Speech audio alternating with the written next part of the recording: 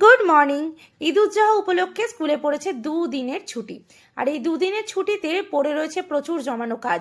তাই সকাল সকাল লেগে পড়েছি কাজকর্ম করতে। আমাদের শিক্ষিকাদের বলো, যারা বাইরে চাকরি করতে চায়, তাদের কিন্তু ছুটির দিন মানেই থাকে একটা বিশাল হেক্টিক চাপের দিন। তো সকাল সকাল নিজে ফ্রেশন আপ হয়ে চা বসিয়ে দিয়েছি, লিকার চা, সাথে পাপান বাবুর সকালের ব্রেকফাস্ট, ছাতু দিয়ে আম দিয়ে শরবত। এবার চা খেয়ে লেগে পড়বো কাজে। দেখতেই পাচ্ছ চারিদিকটা অগোছালো। বাড়িতে ছোট বাচ্চা থাকলে যা হয়। আর দেখো এবার হচ্ছে আফটার লুক, ছটপট করে সুন্দরভাবে গুছিয়ে নিতে হয়।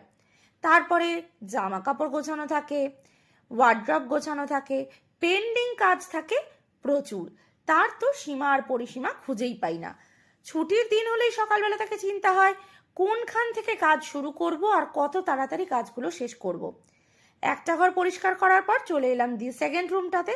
তো এখানে চাদরটাও পাল্টানো ছিল, সেটাও বেডশিটটা পরিবর্তন করে নিলাম।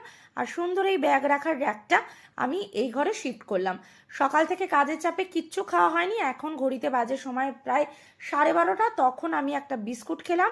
তারপরে পাপান বাবুকে পরিয়ে নিয়ে স্নান সেরে পুজো। এবার দুপুরবেলার খাওয়া দাওয়াটা সারবো, পোলাও আর ডিম কষার সাথে। ভিডিওটার মধ্যে কিছু ভালো লাগলে অবশ্যই লাইক কমেন্ট শেয়ার করে পাশে থেকো। দেখা হচ্ছে পরবর্তী ব্লগ নিয়ে। Tata bye.